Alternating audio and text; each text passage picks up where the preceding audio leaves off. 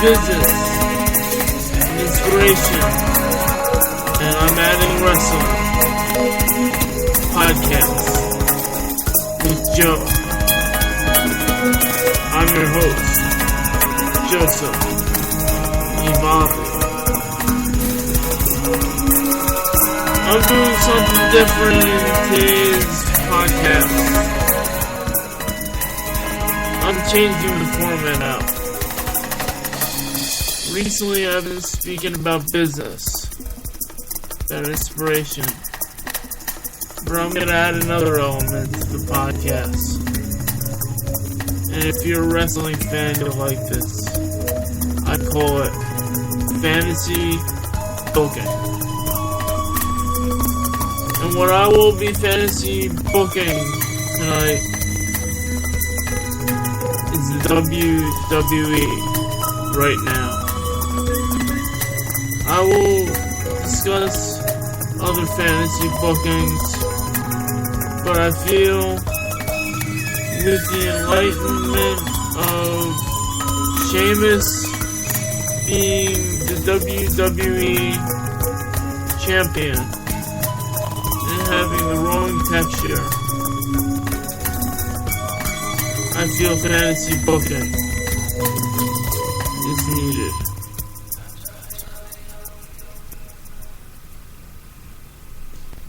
Fantasy booking is needed. And that is why I'm going to discuss a little bit about the plotline, a little bit about what has been going on with the WWE and what has been going on and why it is needing fantasy booking.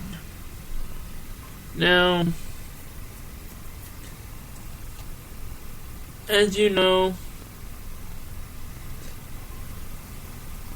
Sheamus has been losing, as reported in other podcasts, and has been seen. He lost the first round match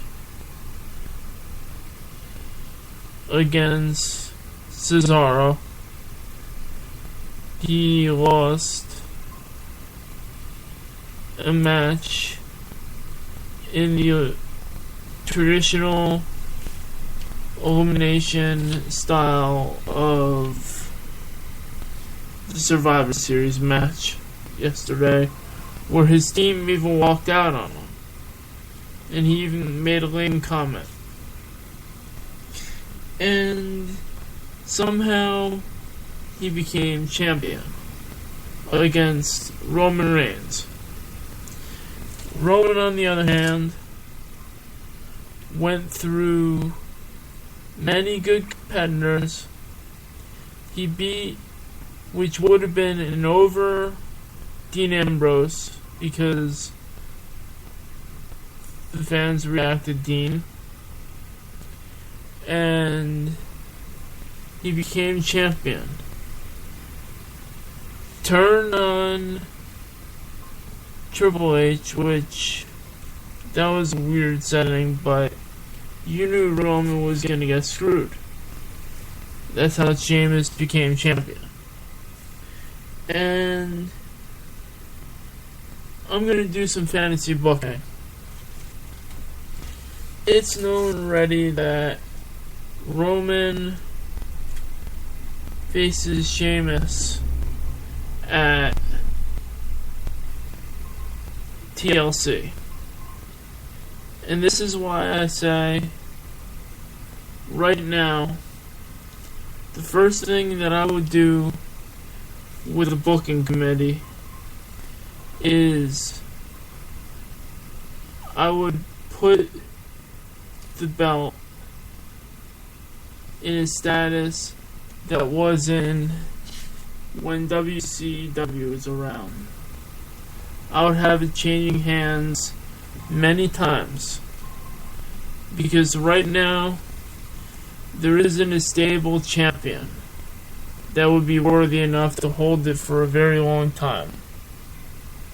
I say that because any decision they do people will hate.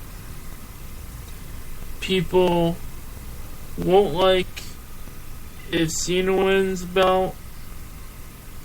They'll like it if Brock, but he can only hold it for a short period of time. And other things would add to that dilemma. So, what would I do? First thing I would do, I would create the belt like it would be a hardcore thing. Hardcore title. But it wouldn't be. Because it would change hands, but only a few times. Just like WCW. But the first thing I would do, I would have Roman win against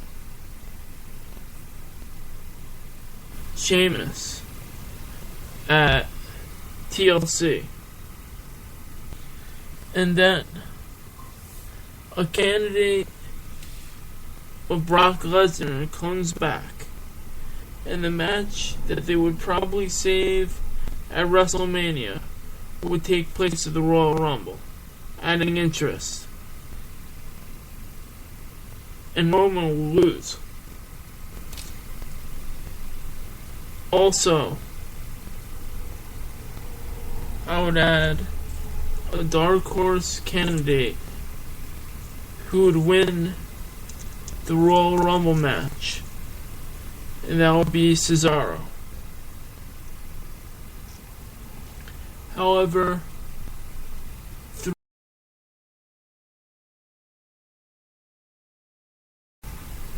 the Royal Rumble, a faction would be born. Maybe not then, but maybe leading it up to it, maybe at Fastlane. And that faction would be Cesaro. Orton would come back at Rumble or wherever he's cleared to be healed. Ziggler and Ryback. That would be the new faction. And Flair would come back and head up that faction. He would be like J.J. Dillon was with the Horsemen. That would be his new Horseman. And I say that because they need somebody who could spice things up. And that would spice it up. In that match, in that lead up, because Roman would face Brock during that. Ziggler, Cesaro, Orton, and Ryback with Flair would attack Brock and literally beat him to a pulp. And in that, it creates heat between Flair and Heyman, because Brock would want revenge against Cesaro at Fastlane, and that would set up the WrestleMania main event of Cesaro and Brock. Now, I know a traditional storyline would say a plotline needs time to develop. Well, it does. And that's why I'm saying you develop factions. Right now you have Rusev, Barrett, and Sheamus. I would keep that faction. I would create that faction. Keep the Wyatts. And I would have factions. Create it like the old days. And I know they're not in favor of these old New Days and everything else. And speaking of New Day, they would be involved in some of it too. But going into WrestleMania, I'm not gonna go into WrestleMania, the whole plotline, but I'm gonna say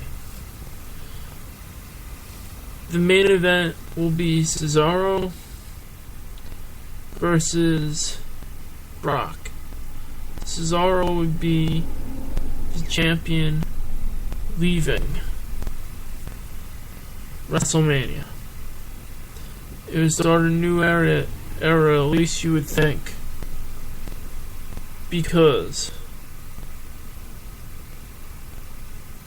the night after WrestleMania, Triple H goes in the front of the show, speaking like Vince McMahon, and says, "Tonight, I'm gonna shake things up again. There will be a split